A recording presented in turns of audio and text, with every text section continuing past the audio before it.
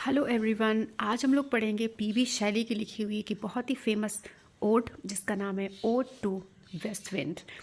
यहाँ पे बेसिकली वो बात क्या कर रहे हैं, दो तरह की जो मौसम होते हैं उनकी बात कर रहे हैं। एक तो हमारा स्प्रिंग हो गया और एक हमारा ऑटम हो गया। ऑटम हम उसको बोलते हैं जब क्या कहते हैं, पतझड़ होता है, जब पत्ते जो सारे पेड़ होते हैं अपने पत्तों को गिरा देते हैं। तो वहाँ पर वो बात कर रहे हैं उस हवा से।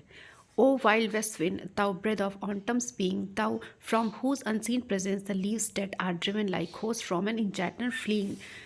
कह रहे हैं कि हवा मतलब उससे उसको हेल कर रहे हैं। ओ वाइल्ड मतलब कि तुम जंगल में जो बहने वाली एक जंगली हवा की तरह हो। तुम ऑटम की हवा हो, यानी कि तुम पतझड़ की हवा हो। और तुम क्या करती हो, तुम्हारी जो ये अनसीन प्रेजेंस है, मतलब कि तुम गायब हो, तुम आंखों से दिखाई नहीं देती, लेकिन फिर भी तुम पेड़ों से पत्तों को कुछ इस तरह से उड़ा देती हो जैसे कि भूत भाग जाता है कोई मंत्र पढ़ने से। Yellow and black and pale and hectic red. अब यहाँ पे कलर्स की बात कर रहे हैं, पत्तों के कलर्स की। आप जानते ही होंगे कि पतझड़ के मौसम में पेड़ों के पत्ते हल्के से येलो टाइप के हो जाते हैं, कमज़ोर से हो जाते हैं, कुछ रेड भी हो जाते हैं, क्योंकि वो अब नए पत्तों के आने का समय होता है और पुराने वाले पत्तों के जाने का समय होता है। फिर कह रहे हैं कि पेस्टिलेंस स्ट्राइक इन मल्टीट्यूड्स, मतलब कि वो पत्ते कुछ इस तरह से गायब हुए जैसे कि बहुत ही बड़ी किसी बीमारी से लोग मर जाते हैं, साफ हो जाते हैं। O thou who chariotest to their dark wintry bed, the winged सीज where they lie cold and low. कहते हैं कि तुम क्या करती हो, तुम एक अपने सिंहासन, ये जो चैरियट होता है उसका मतलब होता है रथ पे, मतलब कि तुम एक रथ पे सवार होके आती हो, ठंडी हवा के साथ तुम आती हो, तुम एक ठंडी हवा हो। और क्या करती हो, जो पत्ते होते हैं उन्हें उड़ा देती हो, जो सीड्स होते हैं उन्हें अपने साथ उड़ा कर ले जाती हो, उन बीजों को तुम ले जाकर ज़मीन में दबा देती हो। वो ठंडे पड़े रहते हैं, लो फील करते हैं उसी में। मतलब कि ये डिस्ट्रक्शन का यहाँ पर एक चीज़ उन्होंने दिखाई है कि जो ये हवा है वो डिस्ट्रक्शन लेके आती है अपने साथ।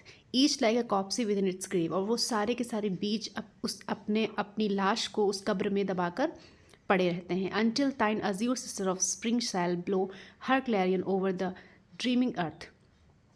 अब यहाँ पे उन्होंने क्या कहा, सिस्टर बताया है, इनकी एक अज्यूर सिस्टर बताया है। कौन है? स्प्रिंग, यानी कि बसंत। फिर वो कहते हैं कि जब तुम्हारी सिस्टर, तुम्हारी बहन बसंत अपना बिगुल बजाते हुए आती है, क्लैरियन अपना बिगुल बजाती हुई आती है, तो ये जो सोती हुई धरती है, जो सपने में खोई हुई रहती है तुम्हारे आने से, ऑटम के आने से, तो वो फिर से ज़िंदा हो जाती है। और फिर क्या होता है, and fill driving sweet birds like flocks to feed in air. और जो पत्ते होते हैं उन पे नए, जो पौधे होते हैं उन पे नए पत्ते आते हैं, नए फूल आते हैं। और with living hues and odours plain and hill, और जो ये ज़मीन है और जो ये पहाड़ हैं ये एक अच्छी सी सुगंध के साथ भर जाते हैं, क्योंकि फूल खिलते हैं बसंत में, तो फूलों की जो हवा है, सुगंध है, वो हवा में घुल जाती है, तो उससे क्या होता है, एक बहुत ही स्मेली गुड स्मेल टाइप का आता है। Wild spirit which art moving everywhere, destroyer and preserver hear oh hear. एक खुशनुमा माहौल सा बन जाता है, और जो तुम्हारी ये आर्ट है, जो तुम्हारी ये कला है प्रकृति को सुंदर बनाने की, वो हर जगह फैल जाती है। डिस्ट्रॉयर, तुम नष्ट करती हो, और प्रिजर्वर, तुम नया जीवन भी देती हो। सुनो ओ सुनो। Thou on whose stream mid the steep sky's commotion looks clouds like earth's decaying leaves are shed। फिर अभी इन्होंने धरती का बता दिया कि ये जो हवा है, जो ऑटम है, वो धरती पे क्या करता है, और फिर वो आसमान में क्या करता है, उसके बारे में बात कर रहे हैं कि मिड स्टीप स्काइज कमोशन। इसका कमोशन का मतलब होता है कि जो आसमान में जो माहौल है, जो उसका जो उसका क्या बोल सकते हैं, जो उसके इमोशंस हैं, जो वहाँ का माहौल है, वो भी बहुत ही ज़्यादा डिस्ट्राइंग टाइप का हो जाता है। क्योंकि तुम क्या करती हो, जैसे पेड़ के पत्तों को तुम गिरा देती हो, वैसे तुम आसमान में जाकर जो क्लाउड्स हैं, जो बादल हैं, उनको भी एक जगह से दूसरी जगह जाके फैला देती हो। शूक फ्रॉम द टैंगल्ड बो ऑफ हीवन एंड ओशन। तुम जैसे पेड़ों की पत्तों, जो शाखाएँ होती हैं, उनसे तुम हिलाकर उसको गिरा देती हो पत्तों को, उसी तरह तुम जाकर आसमान में भी और स्वर्ग में भी तुम क्या करती हो, जाके वहाँ पे बादलों को फैला देती हो। जो ओशन के angles of rain and lightning, जो ये समुद्र है, उन पे मतलब उसमें जो पानी है, जब तुम उसमें अपनी हवा लहराती हो तो लहरें इधर उधर शोर करती हुई फैल जाती हैं। There are spread on the blue surface of thine airy surge. Blue surface इन्होंने बोला है आसमान को, कि तुम्हारे जो हवा है उससे बादल, जो बादल होते हैं, जो क्लाउड्स होते हैं, उसमें तरह तरह की डिज़ाइन बन जाती है। Like the bright hair uplifted from the head of some fierce maenad. Fierce maenad का मतलब होता है एक नर्तकी की बात कर रहे हैं, ग्रीक टाइम की। एक जो बोलते हैं कि जो फियर्स का तो मतलब वैसे पागल या रौद्र रूप टाइप का होता है, लेकिन हम यहाँ पे वो नहीं बोलेंगे। जैसे कोई इंसान जब बहुत ही डेस्परेटली डांस करता है तो उसकी बात कर रहे हैं कि जैसे उसके बाल हवा में फैल जाते हैं, वैसे ही तुमने इन बादलों को हवा में फैला दिया है। कहाँ पे? ब्लू सरफेस, आसमान में। Even from the dim verge of the horizon to the zenith height. Horizon का मतलब होता है कि समुद्र की वो दूरी, इतना दूर तक जहाँ पर आपको लगे कि ज़मीन और आसमान एक हो रहे हैं, तो उसकी बात कर रहे हैं कि तुम बहुत दूर दूर तक फैली हुई हो। और फिर बात करते हैं जीनत की। जीनत से लेके होराइजन तक तुम फैली हुई हो। फिर कहते हैं of the dying year to which this closing night will be the dome of vast sepulchre, vaulted with all thy congregated might of vapors, from whose solid atmosphere black rain and fire and hail will burst, O hear. The lock of the approaching storm thou didst. डिर्ज का मतलब होता है कोई शोक गीत, जो किसी, जब हमें कोई शोक होता है तो उस समय पर जो गाना वाना गाया जाता रहा होगा, शोक गीत वगैरह, उसको हम डिर्ज बोलते हैं। तो वो कह रहे हैं कि जो ये मरता हुआ साल है और जो ये नाइट है वो डॉम बन जाएगी, वो एक भयावह रात बनने वाली है। क्यों? तुम्हारी प्रेजेंस की वजह से, क्योंकि तुम बहुत ही ज़्यादा शक्तिशाली हो। तुम्हारी जो ये आंधी है इसने बादलों को जो है बहुत ही तेज़ बारिश करने वाला बना दिया है। बहुत ही बड़ा तूफान आएगा और काली बारिश होगी, आग की बारिश होगी, और हर चीज़ें, जो भी चीज़ें हैं, तुम उसको जो है बस्ट कर दोगी, तुम उसको नष्ट कर दोगी, क्योंकि तुम ऑन्टम की हवा हो और वो क्या करती है? वो विनाशकारी होती है।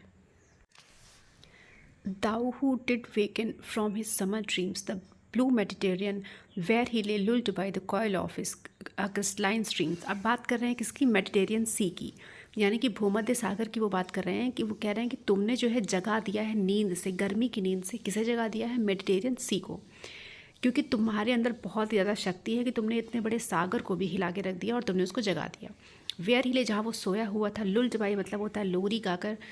कॉयल ऑफ रिस्क, उसने जो उसकी जो साफ़ सुथरा पानी था, जो उसकी हर धीमी धीमी लहरें थी, उन्होंने उसको सुला दिया था। Beside a pumice isle in Baiae's bay. Bay जो है एक खाड़ी होती है, उसकी बात कर रहे हैं कि उसके जो ये प्यूमिक जो आइसलैंड है, उसने जो है उसके बगल में सोया हुआ था। कौन? Mediterranean sea. And saw in steep old palaces and towers, और जो समुद्र के अंदर पुराने से टावर्स और महल वगैरह थे, वो सारे के सारे दिख रहे हैं क्वीरिंग। कैसे दिख रहे हैं? कांपते हुए। Within the waves intenser day, और तुमने जो इतनी सारी वेव्स बना दी हैं अपनी शक्ति से, उससे वो महल, वो टावर, वो जो थोड़ी मोड़ी लाइट्स हैं, वो सब भी कांपती हुई दिख रही हैं। ऑल ओवरग्रोन विद अज्यूर मोज and flowers, so sweet the sense फेंट पिक्चरिंग देम। फिर कह रहे हैं कि जो उसके अंदर बहुत अच्छे अच्छे से फूल खिले हुए हैं, बहुत ही अच्छे दिख रहे हैं, और जो मेरा सेंस है वो उनको पिक्चर नहीं कर पा रहा है, वो इतने सुंदर लग रहे हैं। मॉस का मतलब होता है काई, जो काई जमी हुई है महल में, उस टावर के नीचे, उस समुद्र के नीचे, वो सब जो है तुम्हारी वजह से कांप रहे हैं। For whose path the Atlantic level powers cleave themselves into chasm while far below. तुम वो अटलांटिक जो बहुत ही ज़्यादा पावरफुल माना जाता है, उसको भी तुमने अपने शक्ति से, अपने चास्म से तुमने वहाँ पर रास्ता बना दिया है। The sea blooms and the oozy woods which wear the sapless foliage of ocean know thy voice and suddenly grow grey with fear and tremble and despoil themselves, O hear। जो वो समुद्र है, जो वो जंगल है, जो कि बहुत ही ज़्यादा पावरफुल और डरावने माने जाते हैं, वो भी तुम्हारी वजह से, तुम्हारी तेज़ी की वजह से आज डर कर खड़े हुए हैं, और बिल्कुल भी तुम्हारा सामना करने की हिम्मत उनमें नहीं है, क्योंकि वो डर से कांप रहे हैं। तुम सुनो। If I were a dead leaf thou mightest bear. फिर वो अपनी ज़िंदगी के बारे में बात कर रहे हैं कि काश अगर मैं भी कोई पत्ता होता तो तुम मुझे अपने साथ उड़ा ले जाती। If I were a swift cloud to fly with thee. अगर मैं बादल होता तो तुम मुझे अपने साथ उड़ाकर इधर उधर कर देती। A wave to pant beneath thy power. मैं तुम्हारी पावर के नीचे दब के रह जाता। And share the impulse of thy strength. और तुम्हारी जो स्ट्रेंथ है उसको मैं क्या कर पाता, शेयर कर पाता, मैं उसको बता पाता कि तुम्हारे अंदर कितनी ताकत है। ओनली लेस फ्री देन दाउ, मैं जो तुमसे थोड़ा सा ही फ्री हूँ और अनकंट्रोलेबल होता, मतलब मैं तुमसे थोड़ा कम ही फ्री होता या तुम्हारे जैसे भी हो सकता था और बहुत ही अनकंट्रोलेबल होता। If I were as my boyhood, अगर मैं अपने उस किशोरावस्था में अगर होता। And could be thou comrade of thy wanderings over heaven, और मैं आसमान में, स्वर्ग में उड़ता होता, अगर मैं हवा की तरह होता या फिर अगर मैं कोई पत्ता होता। As then when to outstrip the sky, speed scare seemed a vision I would never have striven। मेरी ज़िंदगी में जितनी समस्याएं हैं, परेशानियां हैं, वो ना होती, क्यों ना होती, अगर मैं तुम्हारा शिष्य होता या फिर मैं कोई पत्ता होता या बादल की तरह होता या फिर मैं कोई हवा ही होता। As thus with thee in prayer in my sore need, oh lift me as a wave। मैं तुमसे प्रेयर करता हूँ कि मुझे इन जो मेरी सोर, मतलब जो मेरी नीड्स हैं, जो जिन्होंने मुझे अपने नीचे दबा रखा है, जो मटेरियलिस्टिक चीज़ें हैं, इनसे मुझे ऊपर उठा लो, एक पत्ते की तरह ऊपर उठा लो। I fall upon the thorns of life, मैं जो ये ज़िंदगी है उसके कांटों पर गिर चुका हूँ, गिर जाता हूँ, गिरा हुआ हूँ, और मैं ब्लीड कर रहा हूँ, मेरे खून बह रहा है। A heavy weight of hours had changed and bored, ये जो समय है इसने मुझे झुका दिया है, मुझे बांध लिया है अपने ऊपर। मैं झुक गया हूँ, मैं समय के सामने झुक गया हूँ। One too like thee tameless and swift and proud, मैं तुम्हारी तरह निर्भय होना चाहता हूँ, हल्का होना चाहता हूँ और बहुत ही गर्व महसूस करना चाहता हूँ। मतलब वो हवा बनना चाहते हैं, उनको ये अपनी ये जो ज़िंदगी होती है, पारिवारिक और या सामाजिक मानसिक ऐसी स्थिति, वो जो हमारे पोएट हैं वो कह रहे हैं कि मैं इन सब चीज़ों से मुक्त होना चाहता हूँ, मुझे इन चीज़ों से मुक्त करो, मुझे अपने साथ बहा ले जाओ।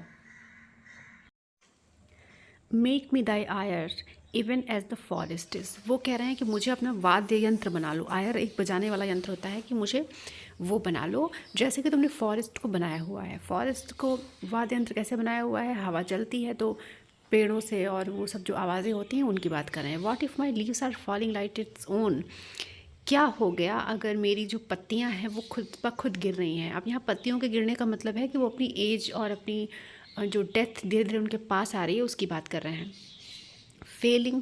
falling like its own, the tumult of thy mighty harmonies will take from both a deep autumnal tone, तुम्हारी जो ये आवाज़ है, जो तुम्हारा ये इतना प्रचंड स्वरूप है, वो क्या करेगा, मेरे अंदर नई हार्मनी भर देगा, मेरे अंदर नया स्वर भर देगा। स्वीट दो इन सैडनेस, और जो कि वो दुख में भी अच्छा लगेगा। बी दो स्पिरिट फियर्स, तुम मेरी आत्मा बन जाओ, मेरी प्रचंड आत्मा बन जाओ। किससे कह रहे हैं, वेस्ट विंड से कह रहे हैं।